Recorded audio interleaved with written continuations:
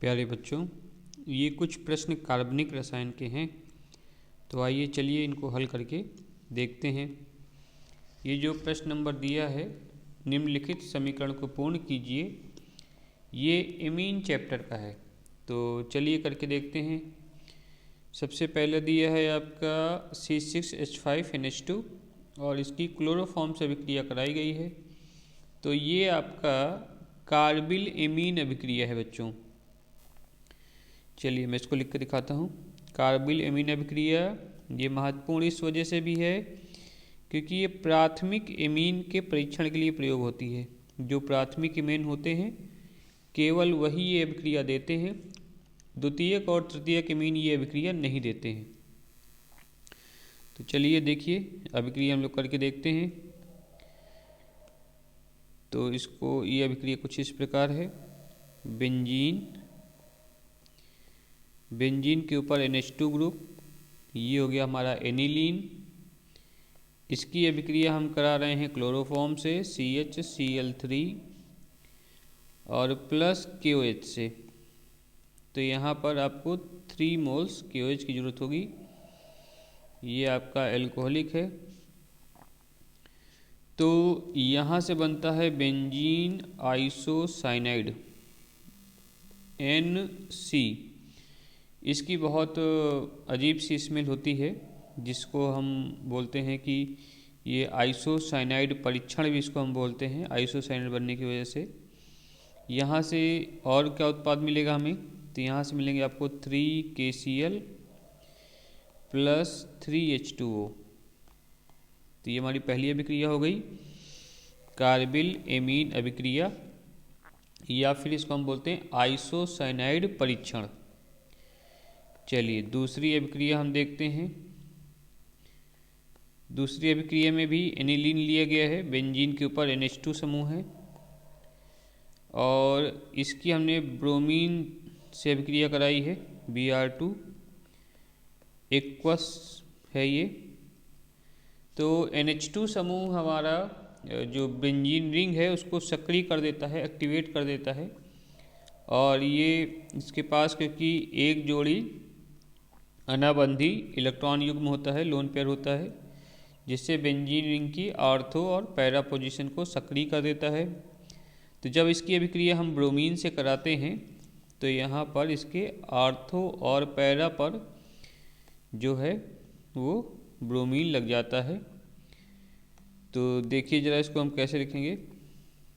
इसका हो जाएगा आपका 2,4,6 ट्राईब्रोमो एनिलीन। यहाँ पे NH2 समूह, ये Br ग्रुप, एक Br ग्रुप यहाँ पे, एक Br ग्रुप यहाँ पे। तो NH2 आपका जो है एमीन ग्रुप जो है ये आपका हाईली एक्टिवेटिंग ग्रुप है, यानी सक्रिय कर देता है। इस वजह से ये अभिक्रिया इस प्रकार से होती है। चलिए आगे बढ़ते हैं। अगली अभिक्रिया है जिसमें बेंजीन रिंग की अभिक्रिया जो है वो एनहाइड्राइड से कराई गई है। तो इसको बच्चों कुछ इस प्रकार लिख लेते हैं, C6H5NH2। ये अभिक्रिया खास करके हम तब प्रयोग करते हैं जब हमें इसकी सक्रियता को कंट्रोल करना होता है।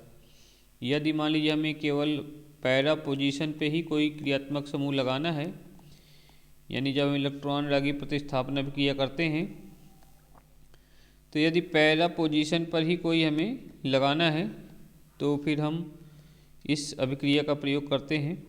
चलिए देखते हैं कैसे। तो ये एनहाइड्राइड लिख लिया हमने, ये आपका एसिटिक एनहाइड्राइड है। तो ये जो लोन पेयर है ये जैसे ही अटैक करेगा, यहाँ पे अटैक करा देते हैं तो ये ग्रुप जो है निकल जाएगा। तो यहाँ से आपको मिलेगा C6H5, ये फेनिल रिंग है, NH, फिर C double bond O, CH3, ये लास्ट में CH3 लिखा हुआ है। तो इसको साफ लिख देते हैं थोड़ा। तो ये लास्ट में आपका CH3। तो ये आपका एसिटिल ग्रुप लगा देने से क्या होता है कि जो ये आपके इसके पास लोन पेयर है, ये कार्बोनिल की तरफ जाने लगता है, तो बेंजीन की तरफ नहीं जा पाता, जिससे NH2 समूह जो अभी तक बेंजीन रिंग की सक्रियता को बढ़ा दे रहा था, अब वो सक्रियता को नहीं बढ़ा पाएगा। अब आप आसानी से इसमें पैरा पोजीशन पे ही केवल, अगर अब हम इसमें ब्रोमिनेशन करेंगे तो केवल पैरा पोजीशन पे ही हमें मेजर उत्पाद बनेगा। आर्थो पोजीशन में स्टेरिक हिंड्रेंस होने की वजह से ये आपका आर्थो प्रोडक्ट नहीं दे पाता है। ठीक है, तो चलिए ये अभिक्रिया हो गई। फिर फोर्थ अभिक्रिया है हमारी, जिसमें एनिलीन की NeC6H5NH2, ये नाइट्रोजन पे लोन पेयर होने की वजह से आपका ये बेसिक नेचर का भी होता है, क्षारीय स्वभाव का, क्षारीय प्रकृति का। जब इसकी हम H2SO4 से अभिक्रिया कराते हैं तो ये आपका एसिड है, तो यहाँ पर एसिड बेस अभिक्रिया भी होती है। ये C6H5 ये एक H+ ले लेगा, NH3+ हो जाएगा और HSO4-, तो ये आपका सॉल्ट बन जाता है। तो ये जो हमारा बना है NH3, इसने एक इलेक्ट्रॉन, एक हाइड्रोजन ग्रहण किया है, तो ये आपका क्षार कहलाएगा, और H2SO4 इसने हाइड्रोजन त्याग किया है, तो वो अम्ल कहलाएगा। चलिए इसमें लास्ट रिएक्शन जो है वो कुछ इस प्रकार है, 5वें नंबर की।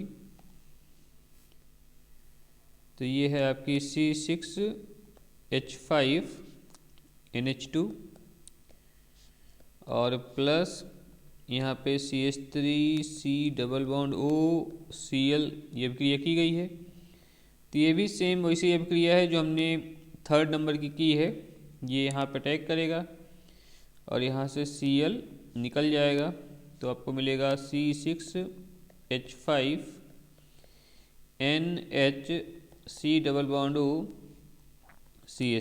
तो ये भी आपका कंट्रोल, जो सक्रियता है NH2 की, जो NH2 की सक्रियता को कंट्रोल करने में इसका प्रयोग किया जाता है, प्लस HCl।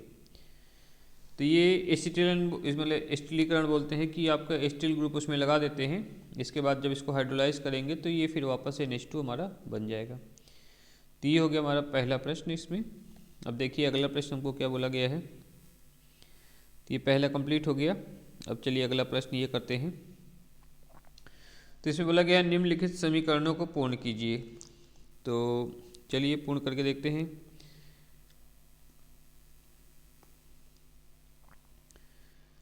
आइए तो देखिए इसमें जो है, जो ये प्रश्न दिया है आपको, इसको हल किया जाए। इसमें प्रश्न में पहला बोला है कि आपको एसीटोन दिया हुआ है और H2SO4 की उपस्थिति में अभिक्रिया करनी है। तो यहाँ पर इसका आसवन जब कराते हैं तो हमें मेसिटिलीन प्राप्त होती है। देखिए इसको किस प्रकार से लिखते हैं। पहला ये है, फर्स्ट आपका है, इसको हम कुछ इस प्रकार से लिखें जिससे हमें समझ में आ जाए, क्योंकि एसीटोन का सूत्र तो आप देख ही रहे हैं सामने। तो इसको देखिए किस प्रकार से लिखते हैं। इसको हम कुछ इस प्रकार से लिखें, C+O,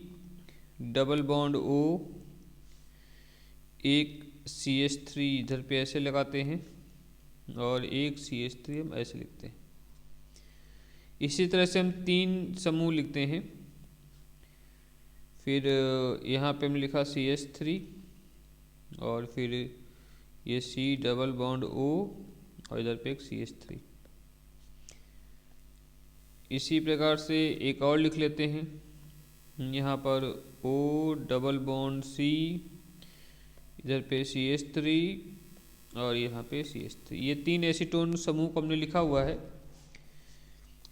अब यहाँ पे जो हम लेते हैं कॉन्सेंट्रेटेड यानी सांद्र H2SO4 और इसका आसवन कराते हैं,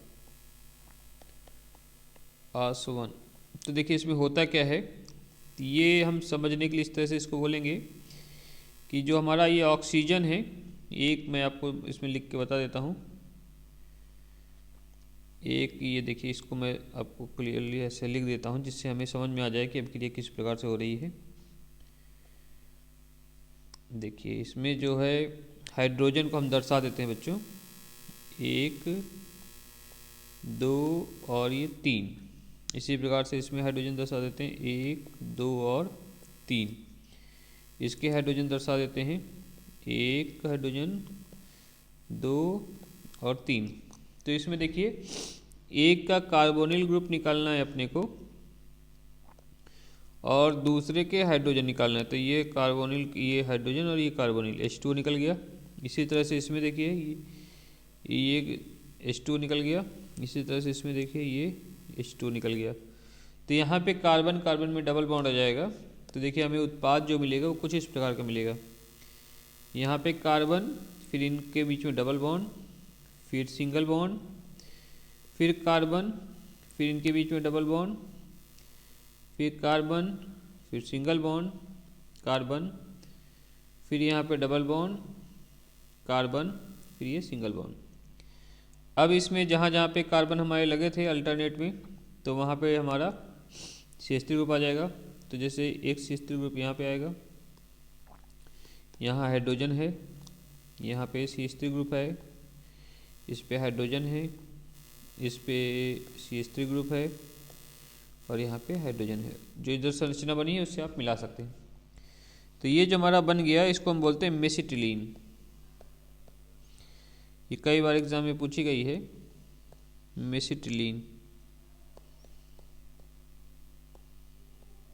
मेसिटिलीन गैस है ये। तो ये हमें एसीटोन के, जब हम 3 अणुओं का आसवन कराते हैं तो हमें ये मेसिटिलीन प्राप्त होता है। बेंजीन की संरचना बनती है और अल्टरनेट पोजीशन पे मेथिल ग्रुप लगता है। ये आपको संरचना से बड़ी सी लग रही होगी। इसको अगर हम और बनाएं वैसे तो देखिए संरचना कुछ इस प्रकार से बनाते हैं। बेंजीन की संरचना है ये और इसके अल्टरनेट पोजीशन पे CH3 ग्रुप लगा देना, ये इस तरह से। तो ये हमारी संरचना बन जाती है मेसिटिलीन की और इसको हम बनाते हैं एसीटोन के शुष्क आसवन द्वारा। तो एक ही अभिक्रिया हो गई, महत्वपूर्ण अभिक्रिया। चलिए अगला चलते हैं। नेक्स्ट अभिक्रिया है, इसको अगर हम पहचाने तो ये है हमारी हेलो फॉर्म अभिक्रिया। तो हेलो फॉर्म अभिक्रिया में देखिए बनाते हैं इसमें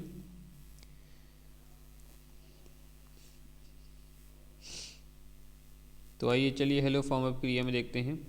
तो ये हमारा है सेकेंड पार्ट, सेकेंड नंबर। देखिए इसमें किसकी किसकी अभिक्रिया करानी है अपने को। तो हमें एसीटोन लेना है, CH3C double bond O CH3 और इसकी अभिक्रिया करानी है I2 प्लस NaOH से। तो हेलो फॉर्म अभिक्रिया केवल वही समूह देते हैं जिनके पास COCH3 ग्रुप होता है। ये ग्रुप जिनके पास ये समूह उपस्थित होता है वो आपका हेलो फॉर्म अभिक्रिया देते हैं। तो देखिए कैसे बनेगा। यहाँ पे एक तो हमारा बन जाएगा CHI3 आयोडोफॉर्म, ये बन गया। प्लस दूसरा बनेगा हमारा CH3COONA। ठीक है बच्चों, तो ये बन गया। पहले को बोलते हैं आयोडोफॉर्म और दूसरा ही है सोडियम एसीटेट।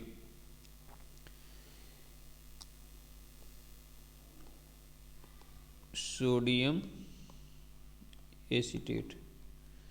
तो ये हमारी कौन सी अभिक्रिया है, ये हमारी है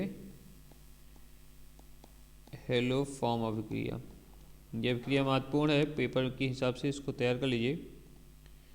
हेलो फॉर्म अभिक्रिया तो ये इस तरह से भी आ सकती है और 5 नंबर के क्वेश्चन में आ सकती है ये अभिक्रिया लिखने को, या हेलो फॉर्म अभिक्रियाओं पे एक टिप्पणी लिखने को भी आ सकता है। तो ये क्वेश्चन आप तैयार करिए इसको।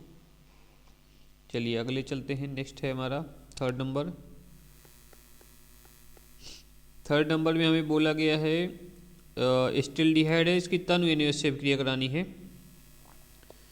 तो CH3CHO एसिटिल्डिहाइड ग्रुप है। इसकी जब हम NaOH से अभिक्रिया कराते हैं बच्चों तो यहाँ पर एल्डोल संघनन होता है, एल्डोल कंडेंसेशन।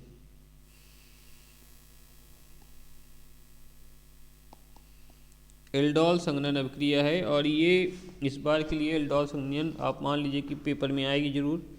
बहुत महत्वपूर्ण अभिक्रिया है ये एल्डोल संघनन की। तो देखिए इसमें हम 2 अणु लेते हैं, इसके NaOH से क्रिया कराते हैं, तो ये बनेगा CH3 CH, यहाँ पे OH, फिर CH2 और फिर CHO। देखिए इसमें एल्कोहल है और एल्डिहाइड है, तो एल्डऑल, इसलिए इसको हम बोलते हैं एल्डॉल। मतलब एल्डिहाइड ग्रुप और एल्कोहल ग्रुप का ऑल ग्रुप दोनों प्रेजेंट होते हैं, इस वजह से हम बोलते हैं एल्डॉल अभिक्रिया। इसके बाद इसको बोला है एल्डॉल को आगे को, ये C बन गया हमारा, इसमें जैसे प्रश्न में दिया है तो ये C बना है। अब इसमें बोला है कि इसको क्या करना है, अपने को गर्म करना है, हीट करना है।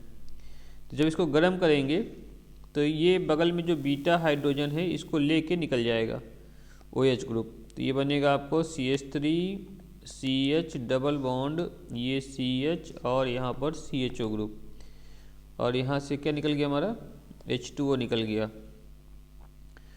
तो ये इसको हम बोलते हैं एल्डॉल, या फिर हम बोलते हैं क्रोटोनेल्डिहाइड। तो ये आपका एल्डॉल अभिक्रिया हो गई। एल्डॉल अभिक्रिया भी तैयार कर लीजिए, ये भी महत्वपूर्ण है। चलिए हम आगे चलते हैं। नेक्स्ट है हमारा 4th नंबर, इसमें जो अभिक्रिया दी है उसके बारे में बात करें तो 4th नंबर में बच्चों इसमें दिया है फॉर्मेल्डिहाइड की कैल्शियम हाइड्रोक्साइड से अभिक्रिया करानी है। तो ये भी अभिक्रिया महत्वपूर्ण है।